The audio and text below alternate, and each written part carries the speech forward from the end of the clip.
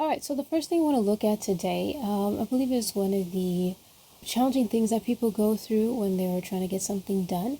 It might be kind of like smack dab in the middle of the learning process, but I believe it would be really helpful, at least as a starting place, for us to be able to find what it is that we're looking for, to be able to achieve the things that we are wanting to do, or to even see if they're possible. So the first thing we're going to look at is menu options. And so there are different menu options. I would say practically three. We're actually going to go with Google Images, and we're going to search up these things because it doesn't always look the same. Like I could give you a picture of one and you'll be like, okay, and then when you go somewhere else, it doesn't look the same. So the first one would be what we call a hamburger menu. So why is it called a hamburger menu? Because I guess when you think of a hamburger, you have, well, the bun, then you have the meat, then you have the bun, and you might have stuff in between. But those are the three main things, or three things that have like an equal amount of sections. As you can see here with the hamburger menu, we have typically three dashes. You can see the common theme here, three dashes. You kind of see over here, and I'm going to touch on this one in a minute, but this one has both dots and dashes. So you can kind of see, depending on where you are looking for a menu, you kind of see it ranges in how it appears. All right, now let's change that now. That the second one I want to look at is the three dots menu. So we kind of see a combination of both. Let's try the three dots. So three dots menu, right? Typically, I would say it's vertical. The odd time you will have it horizontal on what you're looking at. And here's actually, that's a great image of 9 dots or 9 squares. I didn't even think about adding this one to the list, but sometimes you might see a menu that has these 3 dots, or the vertical or horizontal. You have the 9 dots, and then you have over here another hamburger menu. It fluctuates on, I guess, depending on where you are, the style the designer likes, and things of that nature. So you can see 3 dots. You have another 3 dots with hamburger menu there. Sometimes they have circles around them, sometimes not.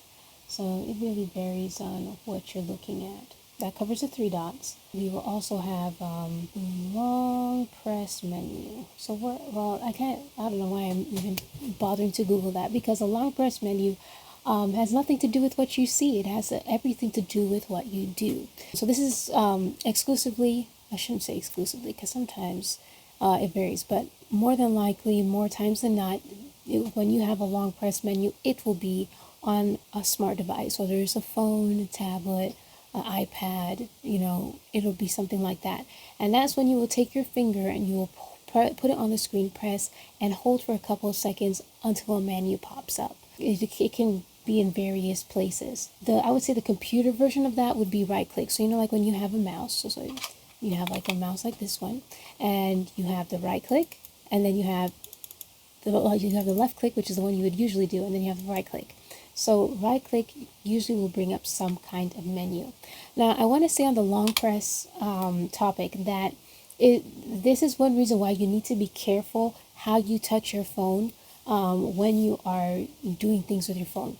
Like my mom, sorry mom, but I can't tell you how many times she's called me because she's on Facebook Messenger and she's trying to scroll through the conversation, but because she's going so slow, the phone is trying to decide, is this a long press or is this a scroll? So she's going through, and then she accidentally stays there for too long, and then there pop the reactions, and then now she's accidentally put an angry face or a downward this is thumbs up, thumbs down. Yeah, she put a thumbs she put a thumbs down on this person's message when that's not really how she feels. And so now she's calling me to come and fix it. So we have to be careful when we are using our phones, what we do, how we do our movements, because different actions do different things. So just on a little segue real quick, I don't know about Apple devices, but on Android devices, if you want to take a screenshot, of course you can do the squeeze the power button and squeeze the volume down button. However, you can also do, you could take your palm and put on your phone and just swipe it across. And when you swipe it across like that, it takes a screenshot. So if you don't know that, and you kind of like touch your phone and it feels like it's a palm, but it might be just like a couple fingers or something, and you swipe that, then you have issues. Even on a computer, Nowadays, more laptops are coming out with options where you can use I can use three fingers on my computer and it will switch windows. So whatever I'm looking at, it'll switch it to something else. So you want to be careful what you do when you're using your phone or when you're on the computer, because you can accidentally do something that you didn't intend to do. Now, back on track. So we have these three different menu types. So we have the hamburger menu, we have the three dots menu, we also have, as we saw, the 9 squares menu, and then sometimes we have long press or right click menus.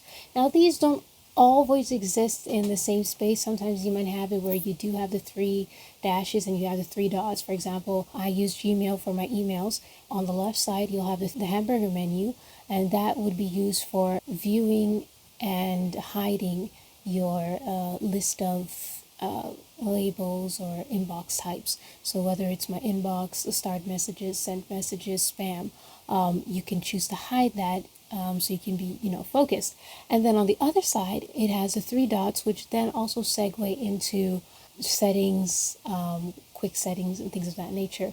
I guess we could also say that at times you also have settings icons that also bring up additional menus, but it can fluctuate. It could either bring up a menu or it could send us somewhere.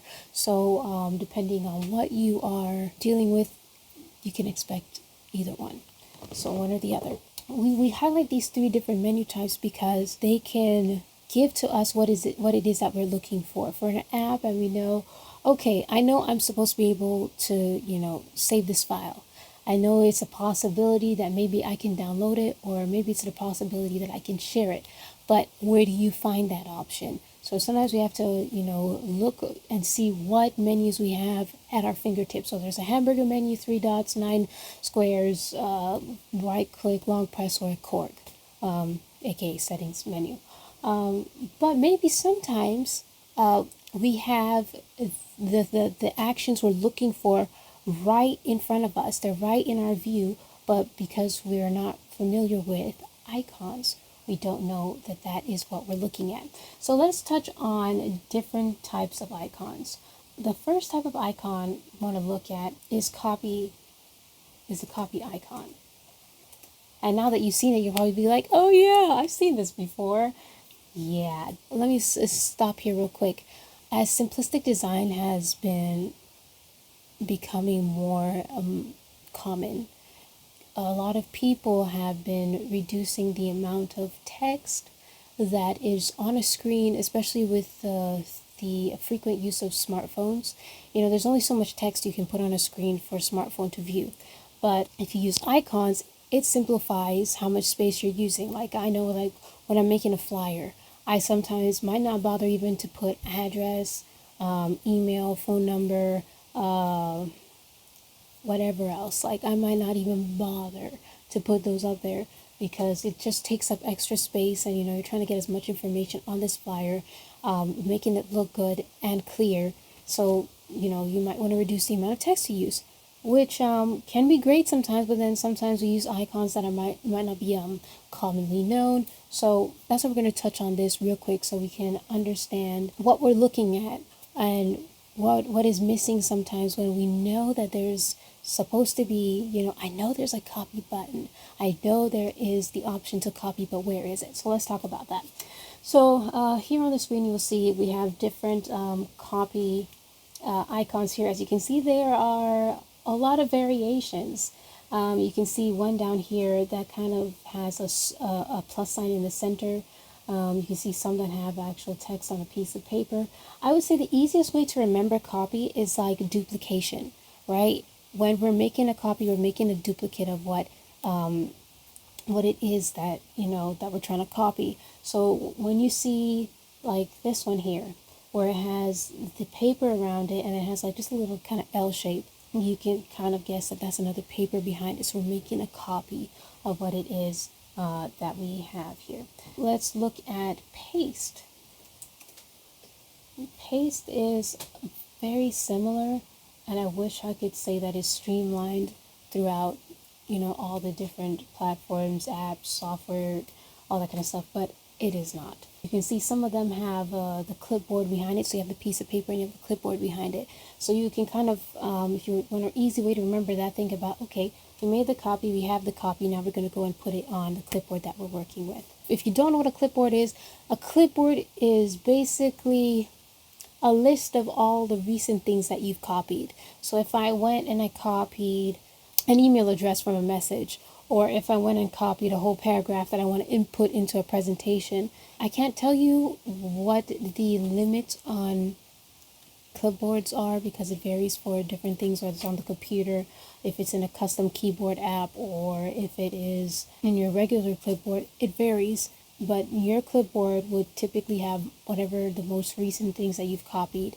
in there, just for ease of access. It's really great when you're like putting a piece together. You can, okay, I want this piece, I want this piece, I want that piece. And instead of having to go back and forth, you just copy the 3 pieces. When you get back to the other document, then you can put those 3 pieces in instead of having to switch back and forth. It's really handy. And if you're on Windows, there is a shortcut for that. It's fairly recent, like not too recent, but fairly recent, so that if you've been using a PC for a long time, you might not be familiar with it.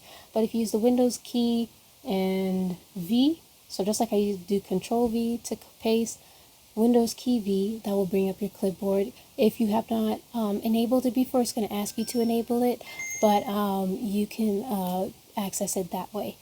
Additionally, if you're on a phone, if you're ever looking for your clipboard to like pick up your clipboard, for example, if you use custom keyboard, how do you say that?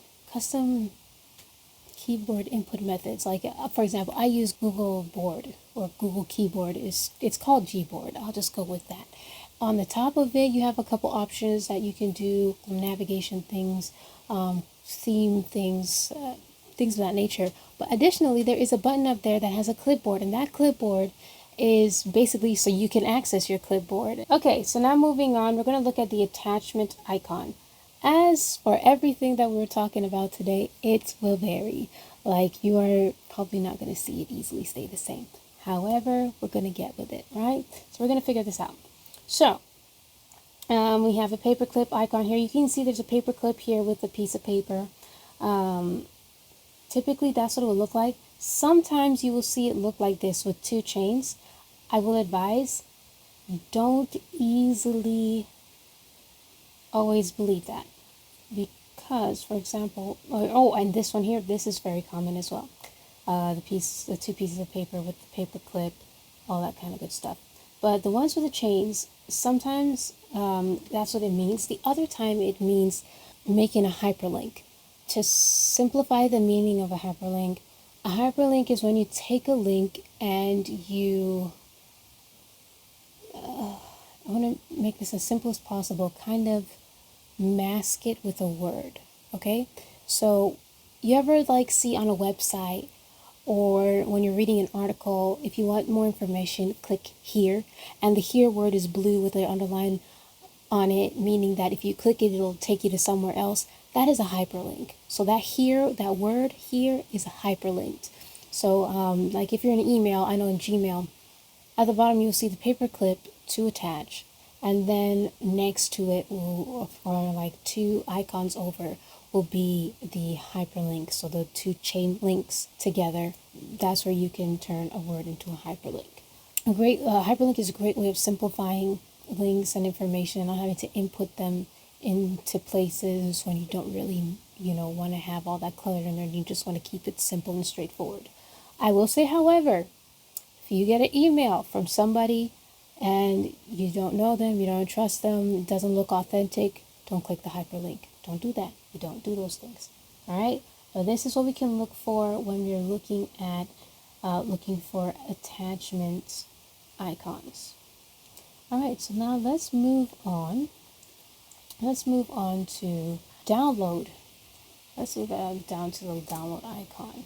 So download icon, I would say it's typically most of the time pretty straightforward. You can see the common theme here of the different download icons. Of course, you can see the ones that actually have the word download in them. But if you don't see that, you can typically look for, as you see here, a downwards arrow with a line underneath it. Typically, that is what it will look like. Sometimes it has this little curvature thing here. When I think of that, I usually think of like people in office. Typically when you work in an office, at least I think so, but they have, like a bin maybe that takes anything that they need to deal with. So if, like, let's say they need to go and sign these documents, they will have people put the documents into this one specific bin, and that's their bin of things that they have to go and deal with, right? And then they might have a bin of stuff that are things that have to be taken away or that they're done with. So typically when I think of download, that's what I think of. You're taking the document and putting it into your bin of things that you have to do. So that's what I would say for that. So the download, pretty straightforward. Then here's the other one, and I shouldn't have erased all that. The upload icon. So if you're not familiar with what an upload is, basically whenever you want to send something to someone, or you want to, let's say, post something, you have to upload it. Or even if you want to put something in the cloud, like you do cloud storage, you want to upload something into the cloud or onto the social media platform or into your email. So upload is very similar to attach. It all depends on what you are interacting with, whether attach would more than likely be used when it has to do with email, and upload will have to do more with posting, cloud, or whatever else I said a little earlier ago. When you look at this, you can see that it's kind of like the opposite of download. So download, it comes in, upload, it goes out. So that would be the second bin in the office. So the first bin is what you're taking to, you have to do your signatures, you have to read through whatever it is. And your upload is what is going out. So that's going to go for somebody else. So upload, as you can see, it's up. So upwards arrow for upload, downwards arrow for download. And as you can see here, most commonly, it will have the upward side with the little bin thing underneath. Additionally, you see here, like, there's the cloud one, because, as I said, one of the common places that you see things with upload is when it has to do with cloud storage. So, and you can see one kind of here as well, that it's a little bit different. It has the upload arrow, but also has like the file thing around it. What we're doing, we're just learning the different variations and, things to expect, the possibilities of what we can find when you're looking for things. So that covers the upload icon. Now we're going to move on to save. Now this one is funny. This one is really funny, and I'm going to have to explain it a little bit more. Now, when you're saving something, typically when we think of save, or at least in the most simplistic way, we think about saving a document, anything we're working on, right? However, nowadays, there are additional ways of saving, the way they kind of have different definitions. So let's talk about the first one. Like I said, when we're saving something that we're working on, so whether you're saving a document, like let's say a Word file, or maybe you do video editing or publishing, you're saving those, right? And when you save it in that way, that's not necessarily exporting it, that's saving it in the format that it's in, basically in an editing format. So like with Word, you save a Word document, it'll have that .word extension at the end, because it is for editing. Whereas if you wanted to export, so export is different to save. Save is saving it in the state that it's in for further modification. Exporting is basically finalizing it. When you export something, then it changes into something else, or is saved as something else. So for example, let's go with the Word document. We might save it and want to save it as a PDF. A common way of sending files nowadays, especially if you don't want people to alter the format that it's in, is through a PDF. You can save things in different formats. When you export it that way, that's saving it as a completed file. So that's one aspect of saving. Then there's the second one. The second one is basically like bookmarking. And I would say bookmarking and starring are basically the same thing. Of course, starring has limitations to it, but bookmarking, if you're using something like Instagram or Facebook, I guess you can say in email as well, labels are a form of bookmarking. And basically when you do that, it is not saving it to your device per se. It is saving it on that platform, but for ease of access in the future. When you bookmark something, like on Facebook, you might have a folder for funny stuff, or you might have a folder for educational things or DIYs.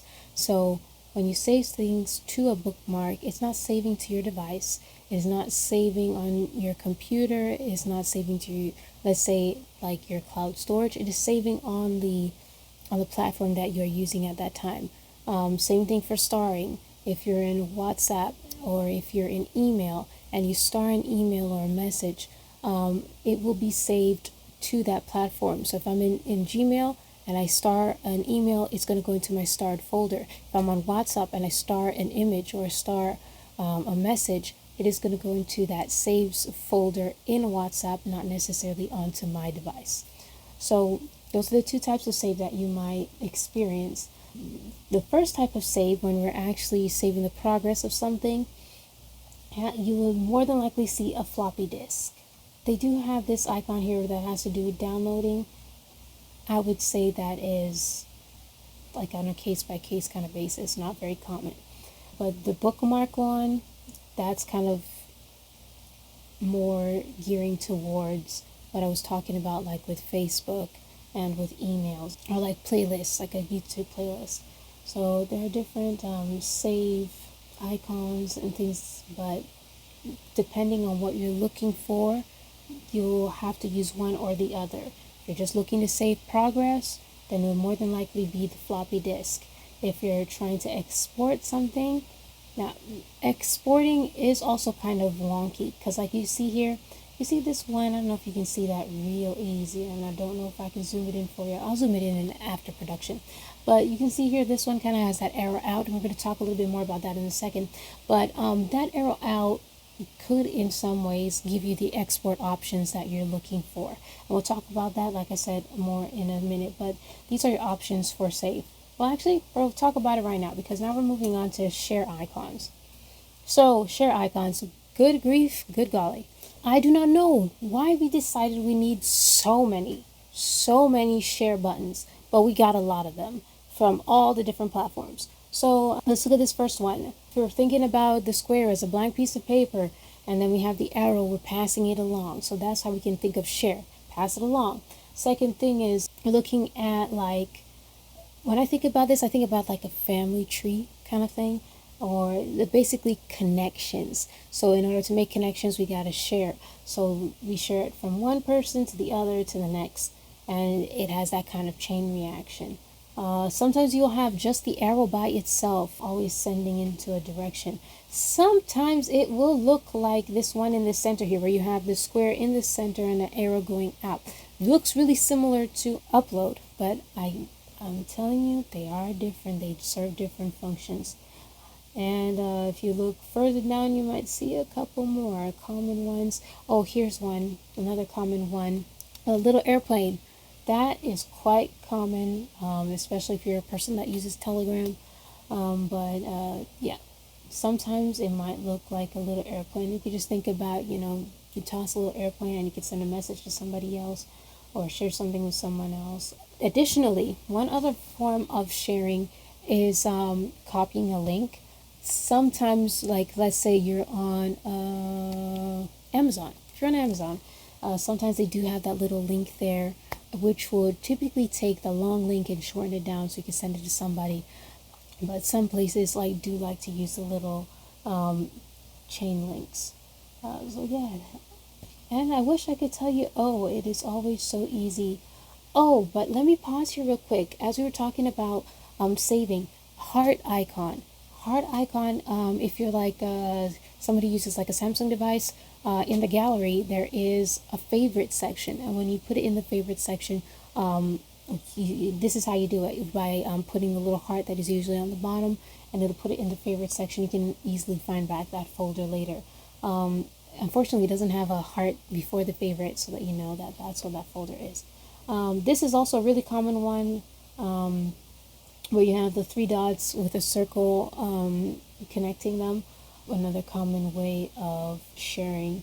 on different platforms. So I would say that's pretty much all the ones that you would see when you're typically trying to share something. I've only got a couple more for you, which are a little bit more specific. These first two are for email. So if you're forwarding an email, well, actually I shouldn't say just for email, because things like Facebook, Messenger, and WhatsApp, and well, most messaging apps have forward options. So if you don't see the word forward, more than likely it is some kind of arrow going to the right. I will say it's really hard to get mixed up between that icon and the share icon. So sometimes you've gotta, I don't know, just kind of have to experiment and find out. I will say, to distinguish between those two things, especially in things like WhatsApp and Facebook Messenger, when you hit forward, it is going to forward within the company itself. So if you're using WhatsApp, it's going to forward within WhatsApp. If you're using Facebook Messenger, it's going to forward either within Facebook Messenger or within Facebook itself. You have to gauge which one it is you're trying to do. If you're trying to share something out of Facebook to someone else, you're going to want to do the share option. If you're trying to just forward it to somebody who's already in your Facebook contacts, you want to do the forward option. Reply, same kind of thing. It's just a backwards version of the share icon, usually going to the left, symbolizing sending it back. So you're sending it back to whoever it came from.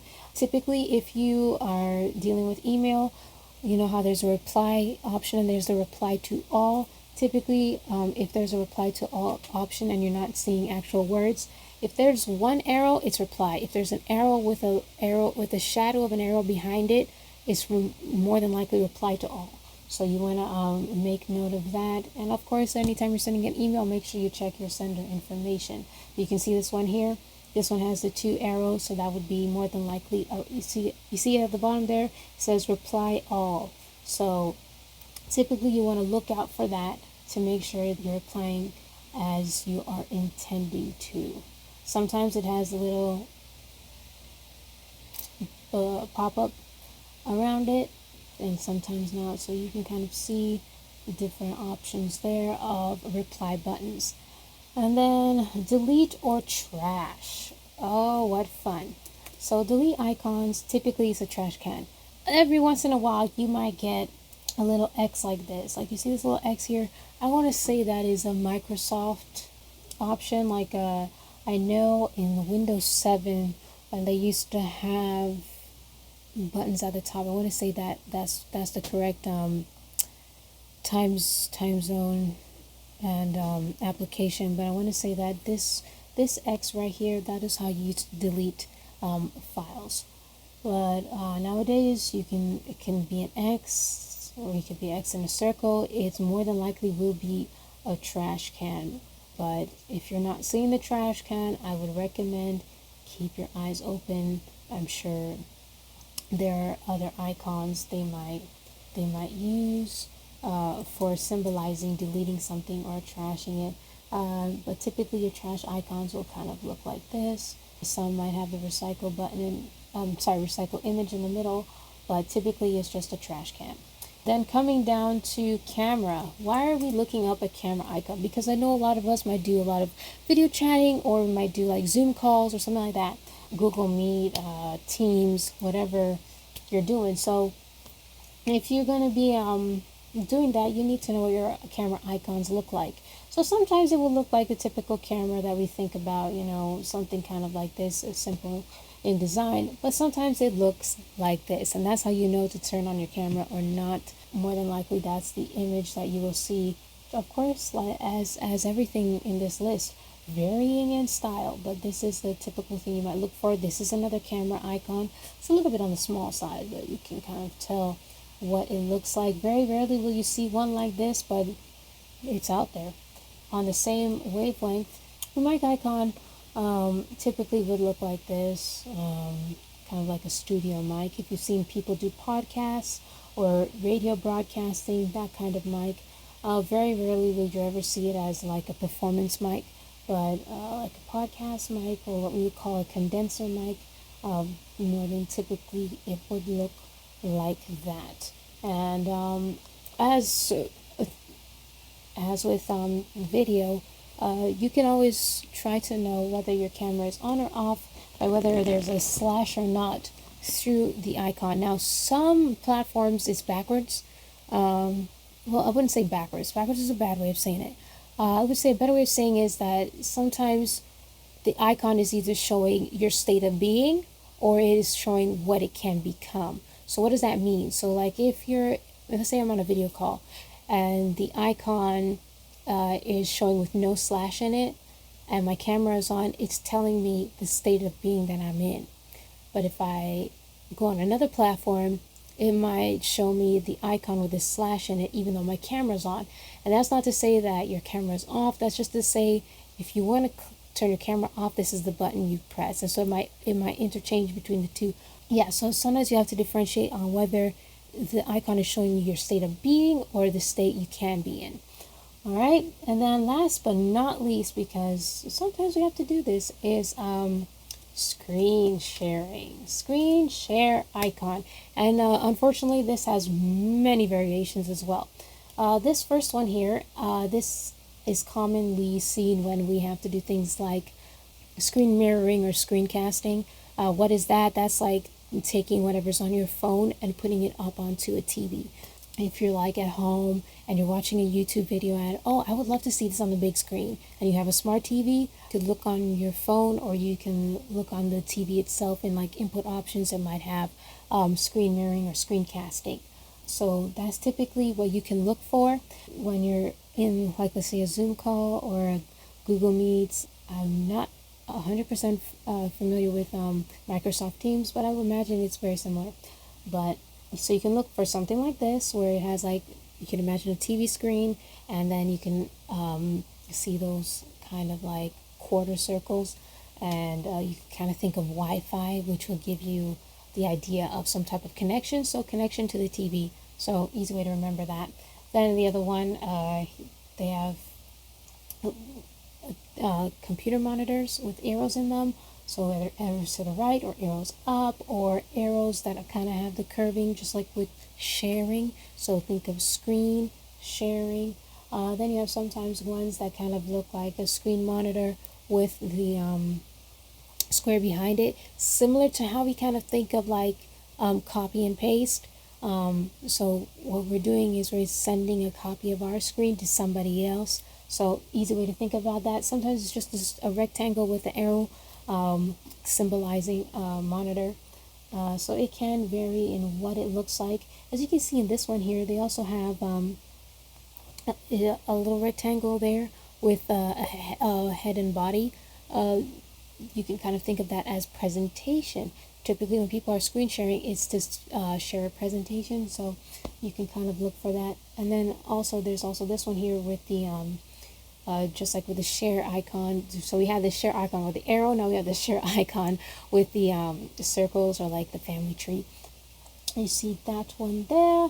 And yeah, it changes. This one is common for iOS. As you see here, they have the screen there and with a little triangle at the bottom. So you can keep your eyes out for that. But typically when you're looking at screen sharing, it'll be something of that kind of nature. And if you're on a mobile device, it'll look something like this, where you have like a little phone and the share icon there as well. This one I have never seen before, but it's out there, so keep your eyes peeled. Keep your eyes peeled. It's almost like going on safari. How many, wild icons can we find? Yeah, these are most of the icons that I wanted to share with you, because we go through our days involved with different apps and different platforms and software, and it's a learning curve for sure for each and every one of them. But if we kind of know what we're looking for, a gist of what it is, it might be a little bit easier for us to find those things and to become acquainted with them. Now, there's one thing I want to note before we close off this video, and that is that when you are sometimes dealing with places where you enter text, typically they will have a little bit of gray text that will say type here or enter here or something like that, or search it commonly in search bars and things of that nature. But sometimes when you go to type somewhere, you end up coming up to a page You see no cursor, so you don't see that like blinking line that is usually indicating that you're in type mode. You don't see any gray text saying type here or anything like that. You don't see anything kind of indicating, well, you can type or you are in type mode, but sometimes you already are. I've seen this with PayPal, I've seen it with Asana, and I've seen it with a timer recently where I was doing a multi-timer where you go in there to put a note and it doesn't say anything, it doesn't, but more than likely when you come up to that kind of situation, I would encourage just click on wherever you see the empty space. Because if you know this is a place where you're supposed to be able to put in text, click on anywhere with this empty space or tap on the screen if your keyboard hasn't already come up and just go ahead and begin typing and something should come up. Of course, if it's the first scenario like with this PayPal and you're entering in like a dollar amount, of course you would need to put digits in there. But for all the other situations, it should be okay where you put both alphanumeric characters in there. Basically, just wanted to give you an idea of things that we can look for, things that would help us in achieving the goals that we have. Whether we're looking for the menus that hold the actions we're looking for, or whether the actions are just right in front of our eyes in the forms of icons.